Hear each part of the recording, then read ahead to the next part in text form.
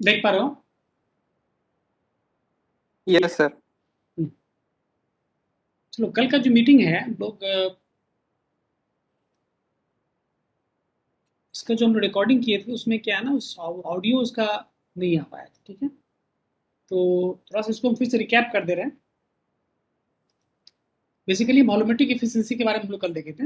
Volumetric efficiency में जो होता है क्या होता है ना, ये रेशियो क्या होता है, ratio of actual volume to the shift.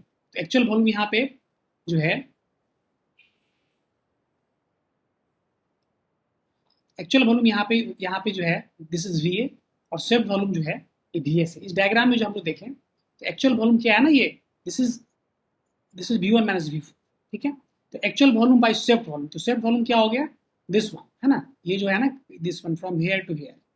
This is v one minus v two क्या है ना, this v one minus v three क्या है यहाँ पे, इस शिफ्ट वॉल्यूम में। तो ये जो रेशियो होता है ना, v one minus v four by v one minus v, this is the volumetric efficiency.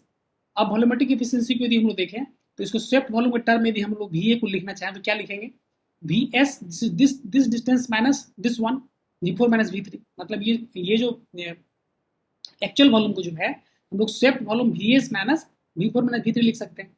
यही चीज यहाँ पे लिखा गया। ये जो है ना स्वेप्ट वॉल्यूम को हम लोग यहाँ पे, this is the swept volume.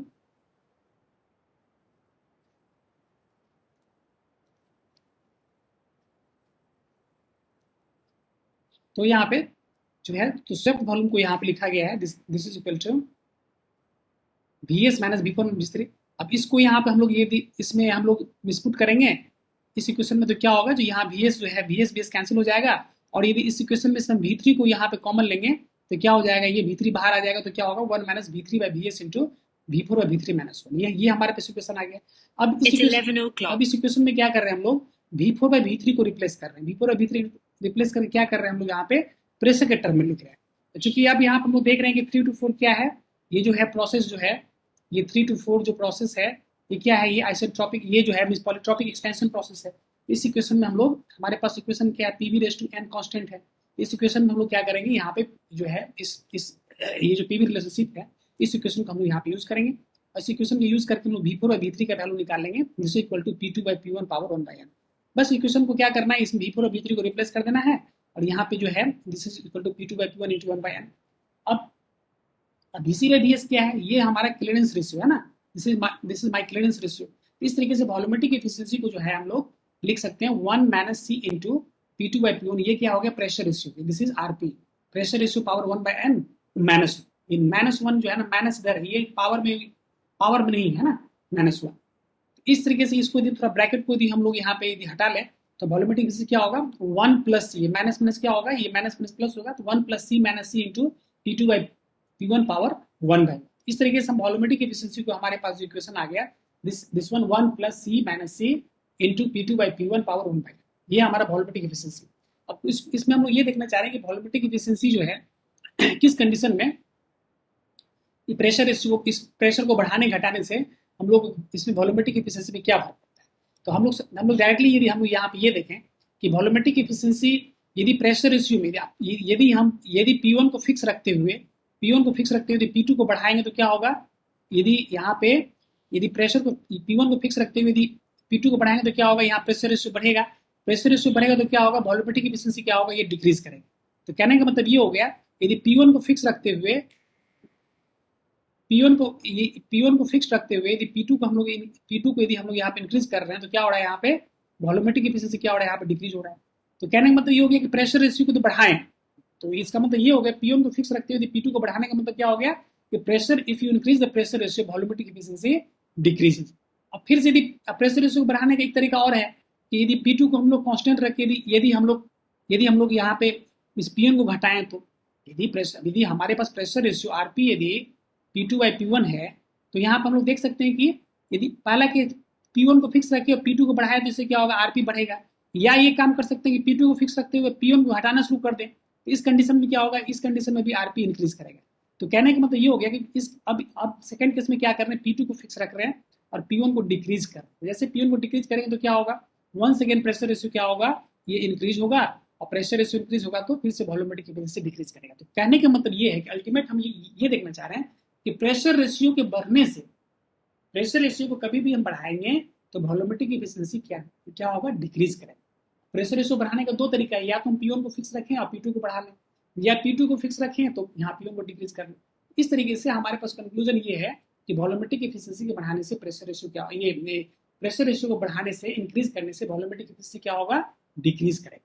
अब देखो डिक्रीज करते हुए कहाँ तक जाएगा, डिक्रीज करते हुए आएगा जीरो तक। कोई भी चीज डिक्रीज होता है तो डिक्रीज होके यहाँ पे हम लोग जीरो तक इसको ला सकते हैं। तो जीरो कब होगा, किस प्रेशर रेशियो के लिए यहाँ पे जीरो होगा, तो जब इसको हम जीरो करते हैं तो प्रेशर रेशियो क्या आ गया, 1+C।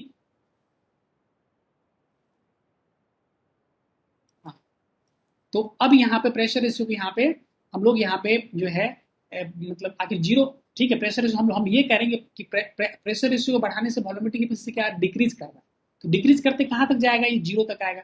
तो जीरो तक आने का मतलब किस प्रेशर रेशियो पे, इसीलिए यहाँ पे क्या कर रहे हैं हम लोग, यहाँ पे जीरो जब पुट कर रहे हैं तो प्रेशर रेशियो क्या आ गया, आरपी का वैल्यू क्या आ गया, 1+C+1 पावर n।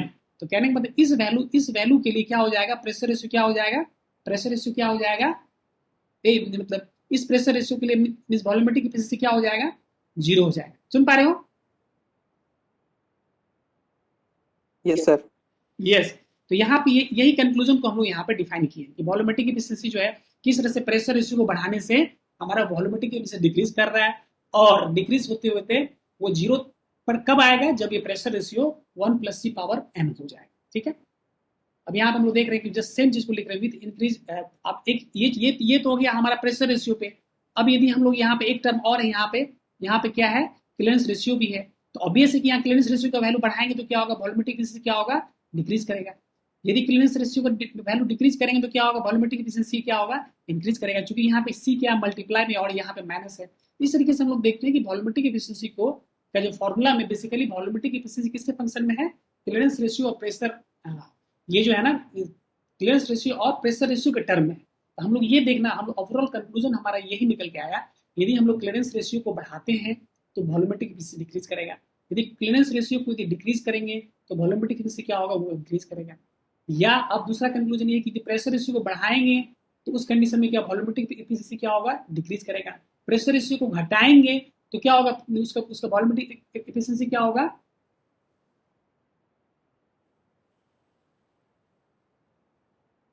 हाँ। यदि हम लोग यहाँ पे इंक्रीज करा रहे हैं तो डिक्रीज करा रहे हैं तो क्या होगा, यहाँ वॉल्यूमेट्रिक एफिशिएंसी क्या होगा, ये सुन पा रहे हो? चलो, तो इस तरीके से हम लोग यहाँ पे यस इस तरीके से हम लोग, हमारे पास ये फॉर्मूला है वॉल्यूमेट्रिक एफिशिएंसी का। अब यहाँ पे प्रेशर को जो है ना हम लोग क्या कर रहे हैं, टेम्परेचर के टर्म में ले आ रहे हैं। तो प्रेशर का ऑब्वियस है कि 1 to 2 की आइसोट्रोपिक एक्सपेंशन प्रोसेस है। तो इस कंडीशन में क्या होगा, हम लोग ये इक्वेशन को T2/T1 क्या लिख सकते हैं, P2/P1 n-1/n। तो इस कंडीशन में P2 ये क्या होगा, RP ये जो है ना RP क्या हो जाएगा, T2/T1 पावर n/n-1 होगा। अब यहाँ पर पावर 1/n चाहिए तो 1/n करेंगे तो क्या होगा, P2/P1 पावर 1/n क्या हो जाएगा, T2/T1 पावर 1/n-1 हो जाएगा। तो इस कंडीशन में क्या होगा, वॉल्यूमेट्रिक एफिशिएंसी क्या होगा, 1-C इंटू, यदि यहाँ पे हम लोग यहाँ पे क्या कर रहे हैं, यहाँ पे T2/T1 इस इक्वेशन को हम लोग यहाँ पे क्या लिख रहे हैं, यहाँ पर तुम देख रहे हो वॉल्यूमेट्रिक एफिशिएंसी को हम लोग टेम्परेचर के टर्म में यहाँ पर लिख लिए। इस टेम्परेचर के टर्म में यदि हम यहाँ पर लिख रहे हैं तो बेसिकली यहाँ फिर से हम देख रहे हैं कि यदि T2 को बढ़ाएंगे तो क्या होगा, वॉल्यूमेट्रिक एफिशिएंसी डिक्रीज करेगा, ऑब्वियस है। यदि T1 को डिक्रीज करेंगे तो क्या होगा, T1 डिक्रीज करेंगे तो फिर से वॉल्यूमेट्रिक एफिशिएंसी क्या होगा, ये भी डिक्रीज होगा। इस तरीके से हम लोग इस एनालिसिस को हम लोग देखते हैं। तो इस तरीके से हम लोग यहाँ पे ओवरऑल हम लोग वॉल्यूमेट्रिक एफिशिएंसी का हम लोग यहाँ पे मतलब डिराइव किए। वॉल्यूमेट्रिक एफिशिएंसी जितने टर्म्स पे डिपेंड कर रहा है उस पे हम लोग देख रहे हैं कि उसके वैल्यू के मतलब उसके इंक्रीज और डिक्रीज होने से वॉल्यूमेट्रिक एफिशिएंसी पे क्या मतलब उसका इफेक्ट पड़ रहा है। ठीक है, क्लियर है डिस्कशन?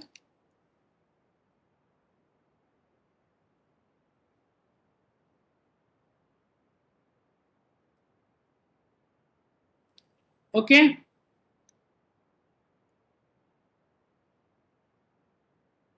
सुन पा रहे हो? यस सर, ठीक है सर।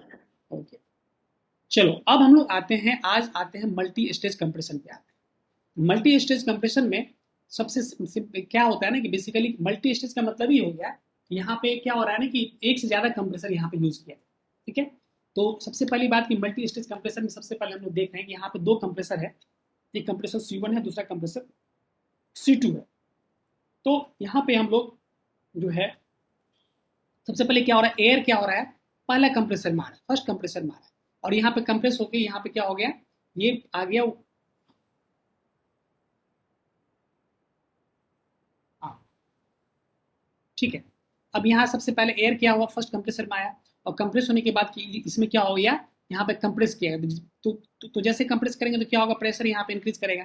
तो प्रेशर इंक्रीज हो कहाँ से कहाँ तक गया, ये P1 से गया, ये जो है ना 1 से यहाँ से जो है ना P1 से P2 तक गया। प्रेशर कहाँ से कहाँ तक इंक्रीज किया, P1 टू P2 तक प्रेशर यहाँ पे इंक्रीज किया। तो हम लोग देख रहे हैं 1 क्या हो गया, यहाँ पे एंट्री पॉइंट है, जो फर्स्ट कंप्रेसर पे ये 1 में कंप्रेसर में कर रहा है।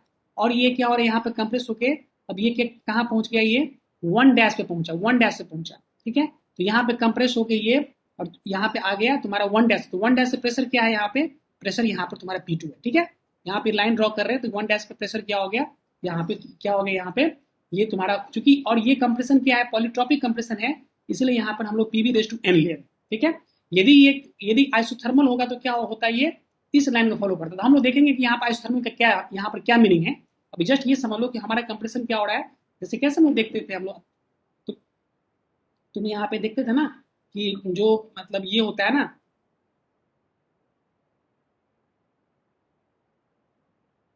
हाँ देखो, तो ये क्या होता है, आइसोथर्मल होता है। तो कहने मतलब ये हमारा क्या हो गया, आइसोथर्मल हो गया। बीच में क्या हो गया, पॉलीट्रॉपिक हो गया, है ना। ये तुम्हारा पॉलीट्रॉपिक होता है, तो बीच में क्या होता है, तुम्हारा पॉलीट्रॉपिक होता है। तो कहने का मतलब क्या, ये जो है ना आइसोथर्मल लाइन का स्लोप क्या होगा, हमेशा इससे क्या होगा, इससे ये पॉलीट्रॉपिक से क्या होगा, कम होगा। इसीलिए यहाँ पर हम देख रहे हैं आइसोथर्मल नीचे है और पॉलीट्रॉपिक ऊपर। क्लियर है ना, देख पा रहे हो ना, समझ पा रहे हो इस चीज को। ओके, तो यहाँ पे हम यस सर ठीक है। यस तो कहने का मतलब ये हो गया कि हम लोग 1 से 1 डैश क्या कर रहे हैं, यहाँ पे हम लोग यहाँ पॉलीट्रॉपिक कंप्रेशन। ये कंप्रेशन गाइडिंग क्वेश्चन क्या है, यहाँ पे PV/N। इस कंडीशन में क्या हो रहा है, यहाँ पे यदि 6 बार से 36 बार तक यदि यहाँ पे यदि यहाँ पर यदि यहाँ प्रेशर 6 बार से यहाँ पे 36 बार तक आएगा तो वॉल्यूमेट्रिक कैपेसिटी क्या होगा, 85.15% होगा। ये डेटा है, इसको ध्यान रखना है। अब क्या कर रहे हैं हम लोग, क्योंकि कंप्रेस करने पे क्या हो रहा है, कोई भी गैस कंप्रेस कर, किसी भी एयर कंप्रेस करते तो क्या होता है, वहाँ पे टेम्परेचर वहाँ पे इंक्रीज कर जाता है। टेम्परेचर क्या हो रहा है, वहाँ पे इंक्रीज करता है। तो इस इंक्रीज को क्या कर रहे हैं हम लोग, यहाँ पे इंटरकूलर का यूज कर रहे हैं। इंटरकूलर क्या करेगा, उसको क्या करेगा, कांस्टेंट प्रेशर हीट रिजेक्शन करेगा। इंटरकूलर क्या करेगा, यहाँ पे कांस्टेंट प्रेशर, चूंकि यहाँ पे प्रेशर, यहाँ पे जो प्रेशर यहाँ पे 1 डैश पे है, सेम प्रेशर क्या होगा 2 पे भी होगा। तो कहने का मतलब क्या होता है, PV प्लॉट पे भी कांस्टेंट प्रेशर हीट रिजेक्शन की बात करें तो क्या होगा, लेफ्ट टू राइट हम लोग चलते हैं।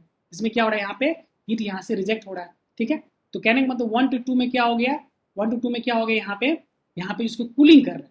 तो 1 डैश से 2 पे, तो यहाँ कूल किया गया तो क्या हो गया, अब ये 0.2 पे आ गया, तो ये क्या हो गया 0.2 पे हो गया। लेकिन इसमें क्या होगा, प्रेशर यहाँ पे कांस्टेंट रहेगा। मतलब जो प्रेशर हमारा 1 डैश पे है, सेम प्रेशर क्या होगा यहाँ पे 2 पे भी होगा। इंटरकूलर का बेसिकली क्या होता है, हम लोग इंटरकूलर में क्या करते हैं, हम लोग उसको कूल कर लेते हैं। उसको क्या करते हैं हम लोग, टेम्परेचर को क्या करते हैं हम लोग जो भी एक जो कंप्रेस्ड एयर जो किसी भी गैस को कंप्रेस करते हैं तो फिर टेम्परेचर इंक्रीज होता है, तो उसको कूल करने के लिए हम लोग क्या करते हैं, यहाँ पे इंटरकूलर का यूज करते हैं। अब ये क्या आ गया, ये तुम्हारा 0.2 पे आ गया। अब 2 डैश में क्या कर रहे हैं हम लोग, फिर से इसको एक दूसरा कंप्रेसर है, उस कंप्रेसर को हम लोग यहाँ पे यूज करें। तो इसमें क्या हो रहा है, यहाँ पे पहला कंप्रेसर में क्या 1 बार से यहाँ पे 6 बार तक कंप्रेस किया गया। अब सेकेंड में जो क्या हो रहा है, 6 बार से 36 बार तक यहाँ पे हम लोग कंप्रेस कर। तो इसमें क्या हो रहा है, यहाँ पे यदि हम लोग यहाँ पे सेकंड कंप्रेसर को यदि हम लोग यहाँ पे 6 बार से 36 बार तक यदि हम लोग करते हैं कंप्रेस, तो इस कंप्रेशन में क्या हो रहा है, फिर से यहाँ पे क्या होगा, यहाँ पे 2 से 2 डैश क्या हो गया, फिर से ये पॉलीट्रॉपिक कंप्रेशन हो गया। यहाँ 2 से 2 डैश क्या हो गया, यहाँ पे पॉलीट्रॉपिक कंप्रेशन हो गया। ठीक है, अब ये पॉलीट्रॉपिक कंप्रेशन जैसे आप कंप्रेस करेंगे तो फिर क्या होगा, यहाँ पे प्रेशर यहाँ पे इंक्रीज हो गया, कहाँ तक आ गया, P2 से P3 पे आ गया, है कि नहीं। तो यहाँ पे क्या हो रहा है, यहाँ पे हम लोग यहाँ पे ये प्रेशर यहाँ तक इसको हम लोग यहाँ पर कंप्रेस कर लिए। ये तुम्हारा आ गया 2 डैश, इसका प्रेशर क्या है, यहाँ P3 है। अब इस कंप्रेस्ड एयर को फिर से क्या करें हम लोग, फिर से इसको क्या करें, कूल कर रहे हैं। चलिए क्या इसको हम क्या बोलते हैं, आप यहाँ पे आफ्टर कूलर बोलते हैं। आफ्टर कूलर क्या करता है, फिर से क्या करता है, इसको कंप्रेस कर इसको फिर से क्या करता है, कूल करके अब ये पॉइंट कहाँ तक ले आया, इसको 3 पर ले आया। फिर से यहाँ पर क्या होगा, ये जो प्रेशर यहाँ ये जो प्रोसेस होगा, फिर से इंटरकूलिंग में ये आफ्टर कूलर में क्या होगा, फिर से प्रेशर यहाँ पे क्या होगा, कांस्टेंट रहेगा। जो प्रेशर हमारा यहाँ पे है 2, जो प्रेशर यहाँ 2 डैश पे, सेम प्रेशर क्या होगा 3 पे। मतलब इसको हम लोग क्या बोलेंगे, constant pressure heat rejection process, isobaric heat rejection process. तो इस कंडीशन में हम लोग क्या करते हैं, इसको फिर से एयर को क्या करते हैं, कूल कर लेते हैं आफ्टर कूलर में, और ये कूल करने के बाद ये 0.3 पे आ गया। इसके बाद क्या करते हैं हम लोग, यहाँ पर रिसीवर टैंक है, इस टैंक में हम लोग इसको सप्लाई।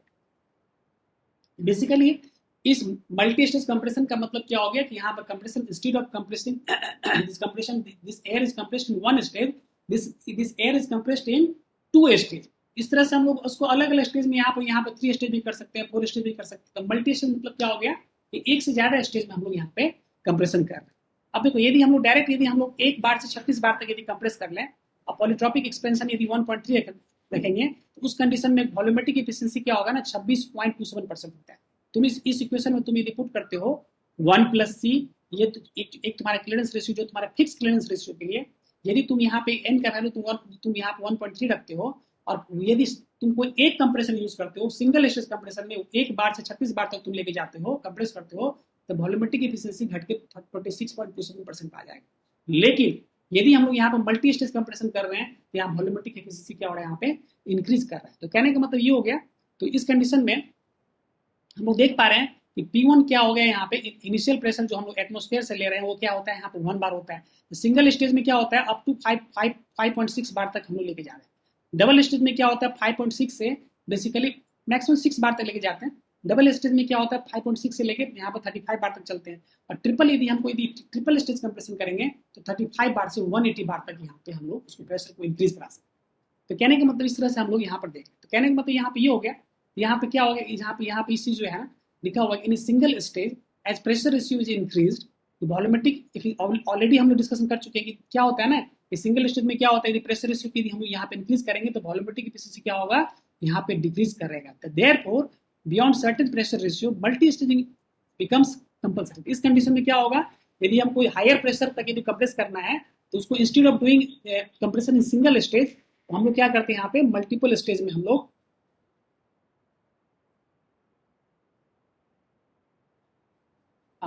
हम लोग यहाँ पे सिंगल स्टेज में नहीं करके हम लोग यहाँ पे क्या करते हैं मल्टीपल स्टेज में यहाँ पे कंप्रेशन करते हैं ताकि क्या हो यहाँ पे वॉल्यूमेट्रिक एफिशिएंसी टू डिक्रीज वो कम नहीं है कि नहीं।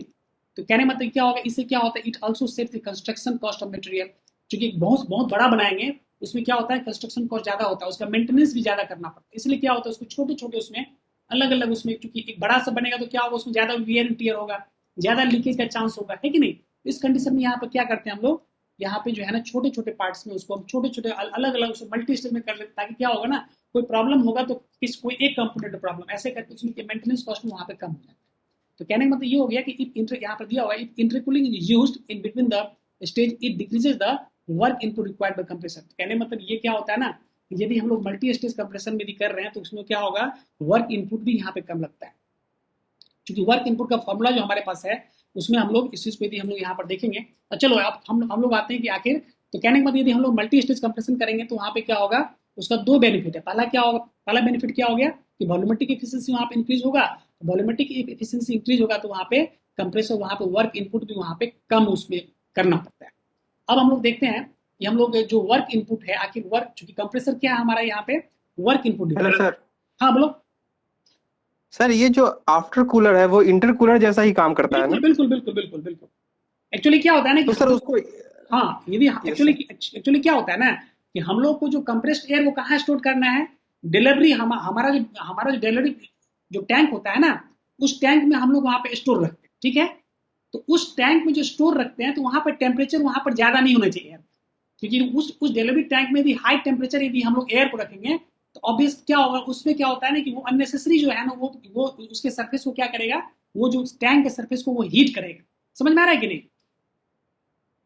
इसीलिए हम लोग क्या करते हैं उसको कूल करके उसको टेम्परेचर को थोड़ा सा वहाँ पे हीट को वहाँ पे रिजेक्ट कर लेते ताकि वो एक्चुअली क्या होता है हम लोग इसको एक्चुअली ट्रांसपोर्टिंग पर्पस के लिए भी इसको यूज किया जाता है। ये सब क्या होता है ना तो इसीलिए यहाँ पे उसको टेम्परेचर को लोअर ताकि वहाँ पर ठंडा एयर थोड़ा कूल स्टेज में रहे इसीलिए उसको हम लोग वहाँ पे कूल करते हैं। बोलो अब बोलो।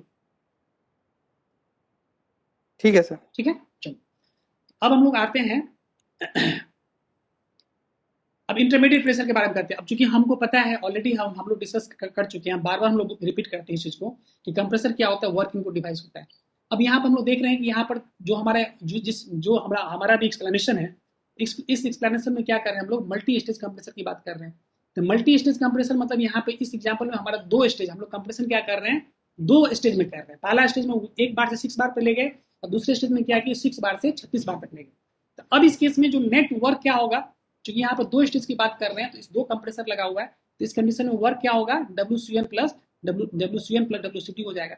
अब हमको ये देखना है कि किस प्रेशर रेशियो के लिए वर्क क्या होगा, हमको ये चेक करना है किस प्रेशर रेशियो के लिए वर्क यहाँ मिनिमम वर्क यहाँ पर करना है। क्योंकि कंप्रेसर वर्क इनपुट डिवाइस है, इसीलिए हमको यहाँ पे मिनिमम वर्क के लिए हमको यहाँ पे हमको क्या चाहिए, प्रेशर रेशियो चाहिए।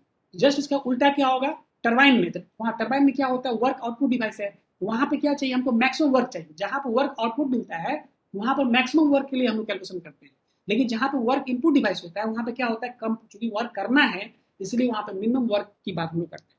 अब इसमें हम लोग देखते हैं कि मल्टी स्टेजिंग मतलब यहाँ पर 2 स्टेज कंप्रेशन प्रोसेस है। इसमें हम ये देखना चाह रहे हैं कि what should be intermediate pressure for minimum हुआ है कि नहीं। तो सबसे पहले हम लोग देखते हैं कि WC के लिए यहाँ पे नेट वर्क कितना होगा, क्योंकि 2 कंप्रेसर है तो this is WC1 plus WC2। अब यहाँ पे WC1 जो क्या हो गया, क्योंकि 1 से क्या गया, ये 1 से 2 पे गया है ना, तो इसके लिए हमारे पास ऑलरेडी फॉर्मूला क्या है, हमारे पास ऑलरेडी हम लोग फॉर्मूला को इसको डिराइव किए n/n-1 MRT1 है ना, MRT1 इंटू, क्योंकि 1 से 2 पे गया तो क्या होगा ये P2/P1 पावर n-1/n-1, ये हो गया WC1। WC2 क्या हो जाएगा, सिमिलरिटी क्या हो जाएगा n/n-1 इंटू MRT2, चूंकि यहाँ पे क्या है ना, यहाँ का प्रेशर, यहाँ का टेम्परेचर क्या है, यहाँ पे टेम्परेचर यहाँ पे T2 है, यहाँ पे क्या हो रहा है 2 डैश यहाँ पे कंप्रेशन हो रहा है, तो इसलिए यहाँ पे क्या हम लोग लिख रहे हैं MRT2 लिख रहे हैं, MRT2 into P3/P2 power n-1/n-1। इस तरीके से हमारे पास 2 इसका हो गया। अब यहाँ पे क्या कर रहे हैं हम लोग, अब यहाँ पे क्या कर रहे हैं हम लोग कि हम लोग तो n/n-1/n को हम लोग x मान के चलें, क्योंकि हमको क्या करना है इसको थोड़ा सिंप्लीफाई, क्योंकि हम जैसे हम मिनिमम वर्क की बात करेंगे तो हमको क्या करना होगा, इसको डिफ्रेंशिएट करना होगा। तो कहने का मतलब प्रेशर रेशियो की बात कर रहे हैं ना, तो हम लोग पहले इसको थोड़ा सिंप्लीफाई कर ले इसी क्वेश्चन, ताकि बार बार इस टर्म को हमको लिखना नहीं पड़े। तो यहाँ पर हम लोग क्या कर रहे हैं n-1/n को हम लोग क्या कर रहे हैं x पुट कर रहे हैं, तो क्या होगा ये, यहाँ पर देखो MRT1/x, चूंकि n-1/n है तो क्या होगा MRT1/x होगा, P2/P1 पावर ये क्या होगा P2/x, P2 का पावर x बाई ये तुम्हारे P1 का पावर x हो जाएगा -1 प्लस MRT2/x इंटू P3 का power x by P2 power x -1। अब यहाँ पे इंटरमीडिएट प्रेशर क्या है, इंटरमीडिएट प्रेशर यहाँ पे P2 है, इनिशियल प्रेशर यहाँ पे P1 है जो कि हम कह रहे हैं कि 1 एटमॉस्फेयर होता है, फाइनल प्रेशर यहाँ पे P3 है। तो इंटरमीडिएट प्रेशर रेशियो का मतलब क्या हो गया, P2 पे जो है ना सब कुछ डिपेंड करता है, P2 ही डिसाइड करेगा कि उसका इंटरमीडिएट प्रेशर क्या होना चाहिए। हमको क्या निकालना है कि इंटरमीडिएट प्रेशर हमको निकालना है और मिनिमम वर्क। तो कहने मतलब क्या हो गया, अब W यहाँ नेट वर्क क्या हो गया, यहाँ पे हम लोग ये मान के चल रहे हैं कि बाकी सब चीज कांस्टेंट है for fix P1 and P3 and x हम लोग क्या होगा WC किसके फंक्शन में है, ये जो नेट कंप्रेसर वर्क किसके फंक्शन में आ गया, ये P2 के फंक्शन में हम लोग लेके चल रहे हैं, क्योंकि यहाँ वेरिएबल यहाँ पे हम लोग P2 को मान रहे हैं। अब क्या करें, इसको हम लोग डिफ्रेंशिएट करते हैं, तो डिफ्रेंशिएट कर यदि हम लोग करते हैं तो हमारे पास P2 का वैल्यू आता है, वो क्या आता है square root of P1 into P3 into T2/T1 power n/2 n-1। तो कहने का मतलब ये हमारे पास आ गया P2 का वैल्यू। तो इस कंडीशन में हम लोग ये कह सकते हैं फॉर मतलब यदि यहाँ पर यदि यहाँ पर 2 स्टेज कंप्रेशन है, तो यदि हमको यदि मतलब ये क्या हो गया, ये मतलब ये हो गया this is the intermediate pressure for which condition, for minimum work, for minimum work के लिए P2 का वैल्यू क्या होगा square root of P1 P3 into T2/P1 power n/n-1। अब देखो यदि परफेक्ट इंटरकूलिंग की बात करें तो परफेक्ट इंटरकूलिंग मतलब क्या हो गया, T1 यहाँ पे क्या होगा, T1 किसके बराबर होगा, यहाँ पे T2 के बराबर होगा। यहाँ परफेक्ट इंटरकूलिंग का मतलब ये है, देखो अब चूंकि यहाँ पे हम लोग यहाँ पे क्या कर रहे हैं इंटरकूलिंग कर रहे हैं, तो इंटरकूलिंग में क्या हो रहा है 1 हाँ। अब देखो ये आइसोथर्म का मतलब क्या, आइसोथर्मल का मतलब क्या है। अब यदि यहाँ पे इंटरकूलिंग जो कर रहे हैं तो इंटरकूलिंग का सेंस यहाँ पे ये है कि 1 डैश से क्या कर रहे हैं हम लोग, इस एयर को जो कंप्रेस किया गया 1 डैश तक, अब 1 डैश टू 2 में क्या कर रहे हैं हम लोग, इसको कूल कर रहे हैं, एयर को कूल कर रहे हैं, कंप्रेस्ड एयर को यहाँ पे क्या कर रहे हैं कूल कर रहे हैं। इस कूल करके टेम्परेचर कहाँ तक ले आए, यहाँ पे T2 तक ले आए। तो ये परफेक्ट इंटरकूलिंग तब होगा जब T1 जो है T2 के बराबर हो जाए, इसको हम लोग बोलते हैं परफेक्ट इंटरकूलिंग। मतलब जो इनिशियल टेम्परेचर है, जो हमारा टेम्परेचर जो एटमॉस्फेरिक टेम्परेचर है, यदि ऑब्वियसली यदि 1 से यदि कंप्रेस करेंगे तो टेम्परेचर क्या होगा, T1 से क्या होगा, कंप्रेस करेंगे तो T1 से क्या होगा, ये लेटेस्ट सपोज यदि इसका टेम्परेचर यहाँ पे T1 डैश हो गया, तो किसी भी गैस को यदि हम कंप्रेस करेंगे तो ऑब्वियस क्या होगा कि T1 डैश क्या होगा, T1 से ज्यादा होगा, ऑब्वियस होगा, क्योंकि हम यहाँ पे कंप्रेस कर रहे हैं। अब कंप्रेस करके जो हम लोग यहाँ T1 डैश आ गया, तो अब इसको क्या करना है, इसको कूल करके फिर से कहाँ लाना है, एटमॉस्फेरिक टेम्परेचर पर लाना है, इसी को हम लोग बोलते हैं परफेक्ट इंटरकूलिंग। तो परफेक्ट इंटरकूलिंग के लिए कंडीशन क्या है कि T1 जो है ना, T1 क्या होना चाहिए, T2 के बराबर होना चाहिए। तो इसीलिए यहाँ पर हम लोग कर रहे हैं कि ये जो हमारे पास इक्वेशन है, इसमें भी हम लोग परफेक्ट इंटरकूलिंग का मतलब क्या हो गया, initial temperature should be equal to intermediate temperature, मतलब उस एयर को हम लोग कूल करके उसको क्या करना है, उसको इनिशियल टेम्परेचर पर लाना, मतलब जो एटमॉस्फेरिक टेम्परेचर वहां तक लाना। तो यदि इसमें यदि T1 T2 को यदि हम लोग सेम कर ले तो ये वैल्यू डिसअपीयर हो जाएगा, और P2 क्या होगा, square root of P1 P3।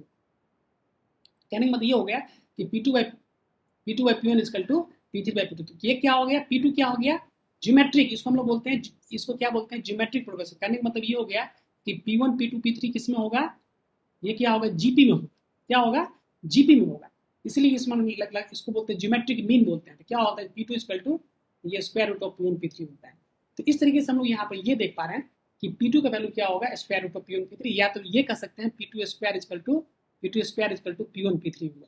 इस तरीके से हम लोग यहाँ पे इश्यू करते हैं। अब यदि हम लोग एन स्टेज की बात करें, यदि यहाँ पे क्या करें, यहाँ पर 2 स्टेज कर रहे हैं, तो क्या यहाँ 2 स्टेज को क्या लिख रहे हैं, यहाँ से 1 2 3, यहाँ पे हम लोग क्या करें, 2 स्टेज है। तो 2 स्टेज में क्या कर रहे हैं, P2 by P1 equal to P3 by P2। यदि हम लोग यहाँ पर 4 स्टेज करेंगे, 1 2 3 4, यहाँ पर पहला स्टेज है, दूसरा स्टेज है, तीसरा स्टेज है, तो यहाँ पे क्या होगा, परफेक्ट इंटरकूलिंग के लिए क्या होगा, यहाँ P2 by P1 equal to P3 by P2 equal to P4 by P3। समझ में आ रहा है कि नहीं? तो परफेक्ट इंटरकूलिंग के लिए क्या कंडीशन होगा, यदि हम यहाँ पर 3 स्टेज करेंगे तो P2 by P1 equal to P3 by P2 this is equal to P4 by P3। कहने का मतलब ये हो गया, यदि हम लोग यहाँ पे यदि के स्टेज यदि हम लोग कंप्रेशन कर रहे हैं, तो इस केस में क्या होगा, यदि हम चूंकि यहाँ पर देख रहे हैं 2 स्टेज ले रहे हैं, तो यहाँ पर क्या होगा, यहाँ पर 3 आ रहा है। यदि 3 स्टेज ले रहे हैं तो यहाँ पे 4 आ रहा है। तो कहने का मतलब क्या, यदि यहाँ पे के स्टेज कंप्रेशन, यदि हम लोग यहाँ मल्टीपल स्टेज, यहाँ पे यदि एन स्टेज की बात करें, एन स्टेज यहाँ पे यदि हम लोग यहाँ पे कंप्रेशन करें, तो क्या होगा, P2 by P1 equal to P3 by P2 equal to, मतलब जस्ट एडजस्टेंट वाला सेलेक्ट और बिफोर जो प्रेशर का ratio, this is equal to Pn plus 1 by Pn, this is equal to K, है ना। ये क्या हो गया, K क्या हो गया, प्रेशर रेशियो।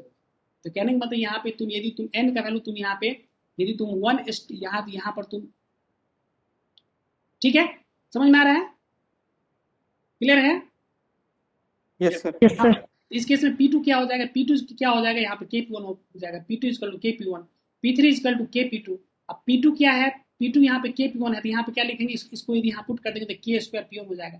तो P3 equal to K square P1 हो जाएगा। P4 क्या होगा, P4 इक्वल टू KP3 हो जाएगा। K यहाँ पे तुम्हारा P3 क्या है, P3 यहाँ पे तुम्हारा यहाँ पे क्या हो जाएगा, तुम्हारा KP2 हो जाएगा। P2 क्या है, यहाँ पर तुम्हारा ये तुम्हारा K इंटू K, यहाँ पर तुम्हारा KP1 हो जाएगा। तो क्या हो जाएगा, ये K स्क्वायर P1 हो जाएगा। तो इस तरह से यहाँ पे तो हम लोग यहाँ पर लिख रहे हैं K स्क्वायर जो है K स्क्वायर P1 लिख रहे हैं। तो इस तरीके से हम लोग यहाँ पे, तो कहने का मतलब क्या हो जाएगा, इससे यदि हम लोग थोड़ा यहाँ पे जनरलाइज कर लें तो क्या हो जाएगा, यहाँ पे Pn प्लस 1 क्या हो जाएगा, K two power n into P1। यदि हम लोग यहाँ पे यदि सिंगल स्टेज की बात करें, n इक्वल टू 1 करेंगे तो क्या होगा, P2 इक्वल टू KP1 हो जाएगा। यदि 2 स्टेज की बात करें तो क्या होगा, P3 equal to K square P1 हो जाएगा।